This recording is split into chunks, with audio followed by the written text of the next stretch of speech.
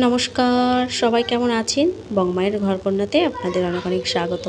আজ সোমবার, ঘড়িতে এখন বাজে সকাল 7টা। সকালবেলায় এই গ্রিলটার সামনে এসে দাঁড়ালে চারপাশটা দেখতে বেশ ভালো লাগে। এত শান্ত পরিবেশটা থাকে, রাস্তাঘাটও চুপচাপ। এই দেখুন, গাছে আবার একটা স্থলপদ্ম ফুল ফুটেছে দেখছি। নিচে যাই, ওটা তুলে ঠাকুরকে দেব। এই অসময়ে স্থলপদ্ম গাছটাই গাছ ভর্তি কুড়িয়ে এসেছে জানেন। কাল রাত্রে আবার একটু ঝড় মতো উঠেছিল, প্রচণ্ড ঝড়ের মতো হাওয়া দিচ্ছিল, দু এক ফোঁটা বৃষ্টিও পড়েছে। মা ফোনে বলছিল আমাদের ওখানে নাকি কাল রাত্রে প্রচণ্ড বৃষ্টি হয়েছে মুষলধারে। তা আমাদের এখানে ছিটে ফোঁটা হয়েই থেমে গেছে। আকাশটা এখন বেশ পরিষ্কার।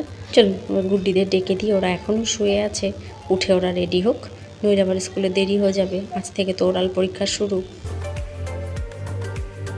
গুড্ডিকে রেডি করিয়ে স্কুলে পাঠিয়ে দিয়েছি। এবার শুরু করি দুপুরের রান্নাবান্না। গুড্ডির বাপিকে দিয়ে এই ইঁচড়টা কাটিয়েছি গাছ থেকে। আজ একটু ইঁচড় রান্না করব। এবছরে প্রথমেই গাছের ইঁচড় খাবো। গুড্ডির বাপি গেছে বাজারে চিংড়ি আনতে, ইঁচড় চিংড়ি করব দুপুরের জন্য।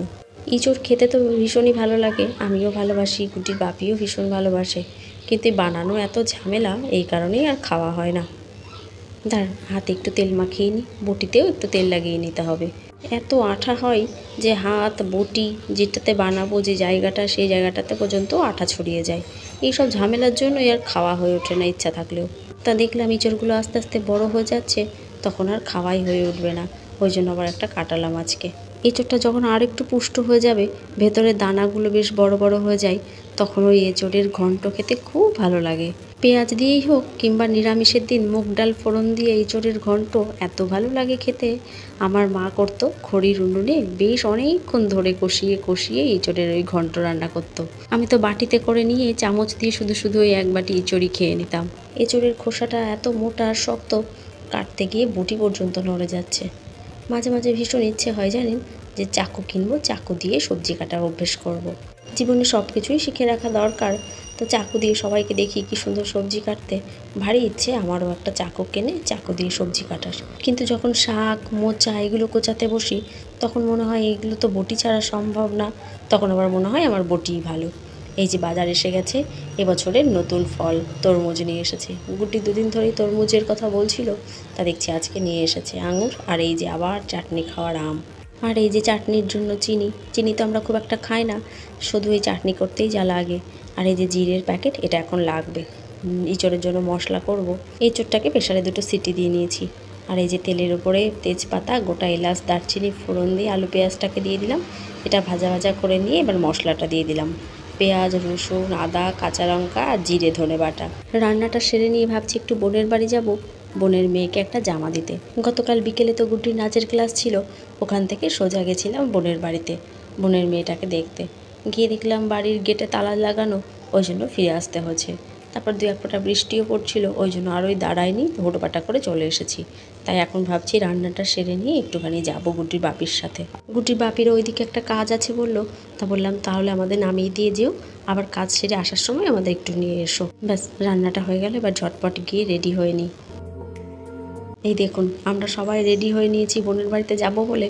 হঠাৎ দেখি বোনের বর চলে এসেছে আমাদের বাড়িতে গুড্ডিকে একটা জামা দিতে। আর কি করার, একটুখানি গল্প গুজব করি, তারপর আবার যাব। এই দেখুন, গুড্ডির বাপি আগের দিন এই জামা দুটো নিয়ে এসেছে, একটা গুড্ডির আর একটা গুড্ডির বোনুর। দুজনের জামাই দেখছি একই রকম, আমি তো খেয়ালই করিনি। 2 বোনেরই জামার সামনে দেখছি একই রকম ডিজাইন করা, তবে শুধু কালার দুটি আলাদা। দাঁড়ান, এই পুচকির জামাটাই আপনাদের একটু খুলে দেখাই। গুড্ডিরটা আর খুলছি না, গুড্ডি যেদিন পরবে সেদিন না হয় আপনাদের দেখাবো। এই যে ভারী সুন্দর লাগছে কিন্তু, তাই না? লাল আর এটা হলুদ। বোনের বর বেরিয়ে গেছে, চলুন এবার আমরাও গিয়ে দিয়ে আসি।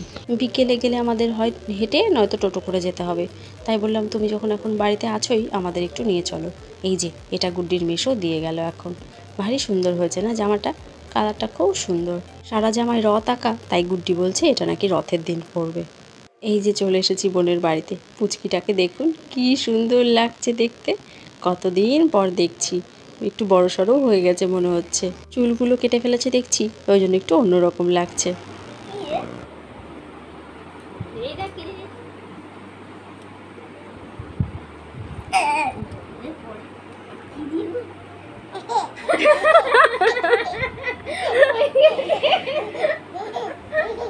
দুধ, তুমি আইসক্রিম খেয়েছো? যা দিকে দিকে পড়ে গেছে, পড়ে গেছে।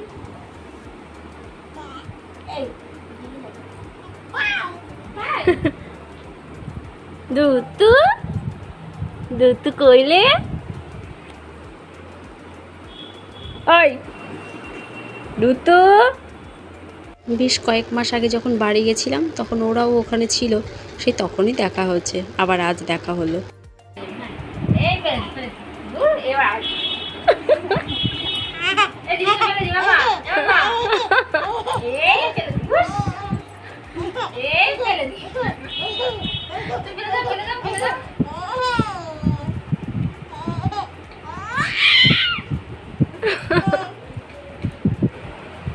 দুতু এই ওর সামনে দিদিকে দিচ্ছিস আর বনুকে দিচ্ছিস না, সে কি? বনুকে দে একটা, বনুকে দাও, বনুকে দাও, দিচ্ছে দিচ্ছে আমার ভালোবাসে, বনুকে দে, দাদা ছাড়িয়ে দিচ্ছে। আমি দেব না চিবিয়ে খাবি চিবিয়ে। কত কি নতুন নতুন শিখেছে, মনে হচ্ছে ওর কাছে আরও খানিকক্ষণ থাকি আর ওকে চটকাই, কী যে ভালো লাগছে। গুড্ডি তো বেশ খুশি হয়েছে দেখছি বনুকে পেয়ে। গুড্ডির পাপিও এই যে কাজ সেরে চলে এসেছে আমাদের নিতে, সানগ্লাসটা দেখে দেখছি ভারী ভয় পাচ্ছে, ভয় পেয়ে আবার দিদির কোলের মধ্যে ছুটছে। এই দাও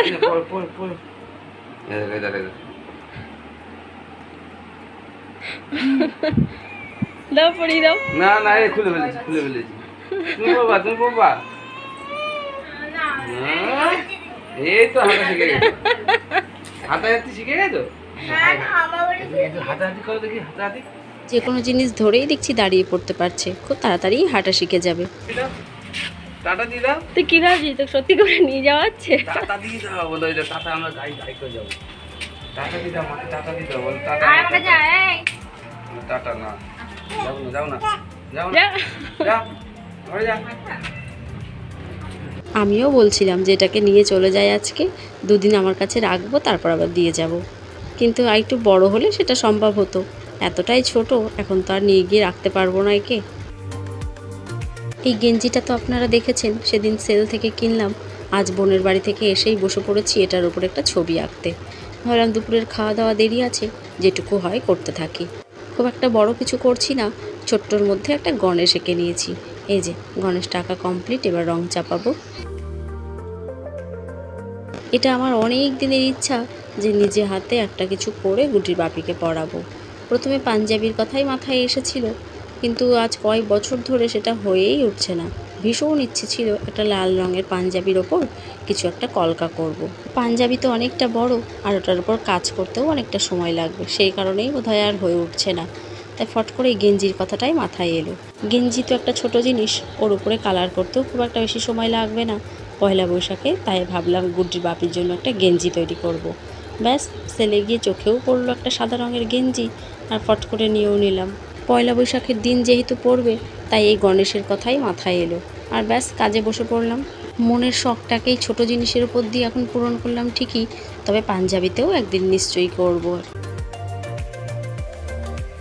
চলো দুপুরের খাওয়া দাওয়াটা সেরে আসি, তারপরে এসে আবার বসবো। খাওয়া দাওয়া করে তো গুড্ডি ঘুমিয়ে পড়বে, তখন হাতে আবার অনেকটা সময় পাবো। এই দেখুন বোনের শাশুড়ি আবার কতগুলো আম দিয়ে দিয়েছে। ওদের বাড়িতে আম গাছ আছে, কালকে যে একটু ঝড়ের মতো হাওয়া দিয়েছে ওদের নাকি একটা ডাল ভেঙে পড়েছে, তাই প্রচুর আম পড়েছে, ওখান থেকে আবার এইগুলো আমাকে দিয়ে দিল। বাজার থেকে বড় বড় আম কিনে আনে, ওগুলোর তো চাটনি করি, কিন্তু এই ছোট ছোট আমের পাতলা টক জল খেতে যে এত ভালো লাগে, আর খাওয়াই গরমে ভীষণ উপকারও।